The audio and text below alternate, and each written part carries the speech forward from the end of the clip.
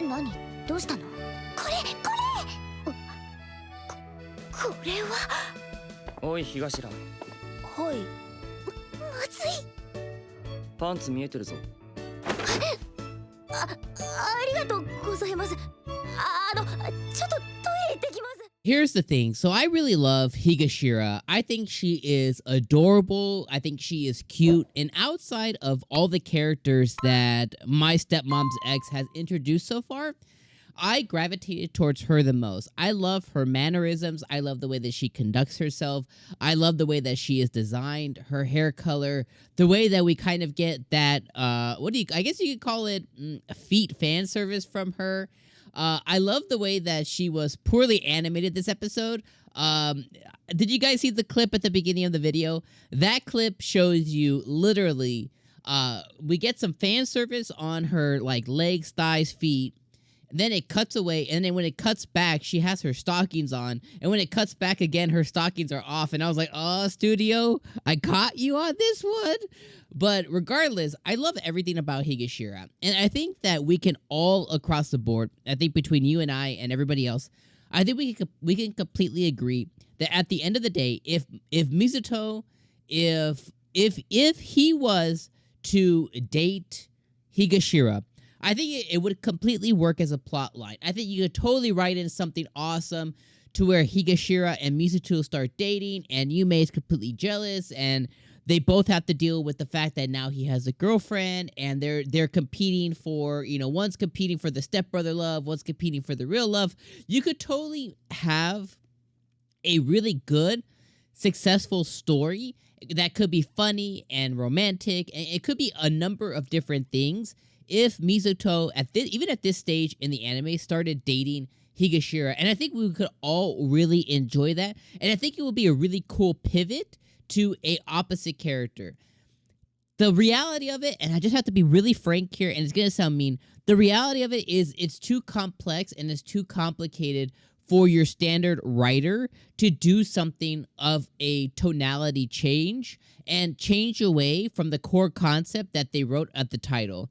Typically what you find is the title comes before the story. Like they get an idea and they're like, oh, okay, the dog that chased down the street, and suddenly, like, if they stray away from the dog chasing down the street and go to the dog playing with the new owner, it's too much of a pivot for most writers, which, hey, I'm not a professional writer. It's extremely difficult, but that's just kind of the commonalities that I've seen when it comes to writing. So why am I saying this? Why am I being a jerk?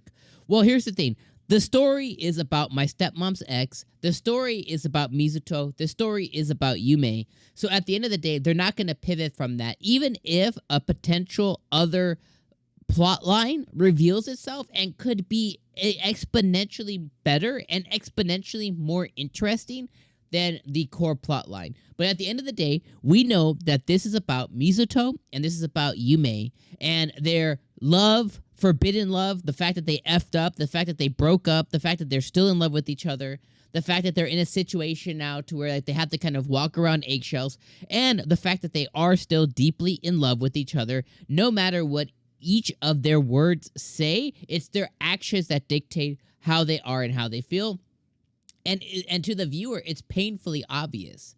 So then, that leads me into this question. If it's painfully obvious, if we can all put it together, and if we know that maybe, Mizuto's not as expressive and as interconnected with his feelings as Yume is, Yume has made it evidently through all of her different actions, her jealousy, her touching, her skinship, her pretending to be sick and just hold his hand, to needing to be saved, all her different actions that she's had so far with Mizuto, it's screaming to this dude that I'm in love with you, right? All the times that she spends, the vulnerability that she shows with Mizuto, it's all screaming to her, and she's not stupid. She knows that she's in love with this dude, but she's trying to, pivot away from it. But at the end of the day, she's playing with fire, and she's playing a very dangerous game, especially, like, what if this plan succeeded? If he suddenly started going out with Higashira, what would you do? What would you do? Are you okay seeing the person that you're madlessly and hopelessly in love with walk away? Like, it's just really insane to see, you know, a character do that. Now, thankfully, she is saved once again by Mizuto because he knows that even though he may have some kind of like feeling, even if it's on a romantic sense for Higashira, at the end of the day, he hasn't buttoned up his feelings for Yume. He hasn't closed the book to that story. He hasn't fully figured out what they are really yet. So, you know, part of Mizuto's maturity and immaturity, I think they both kind of intertwine with each other, is the fact that he, on a mature side, he admitted that he thinks that him and Higashira would work out splendidly. They would work out beautifully. They get along. They have a dynamicness. There's like some kind of spark between them. They share very commonalities. They get along really well. I think they look good together. I think he thinks they look good together. But his hang up is the fact that he has these unchecked feelings that he's not sure what they'll lead to. At the end of the day, when he closes his eyes and he thinks of the person most special to him, Yume still comes to mind. Now, in a year or 2 years or in the future, he may need to let that go. They may need to make a decision that it's just not going to happen. And he may need to move on to somebody like Higashira or another person that he could potentially fall in love with. That same thing goes for Yume. But at this time, they both need to figure their shit out. That's kind of the period, the end. So that's what this episode really showed me. Outside of that, the studio really effed up on that animation stuff. It was blatantly obvious to me as a man who pays attention to the fan service, especially the feet fan service, because it's top notch in anime these days.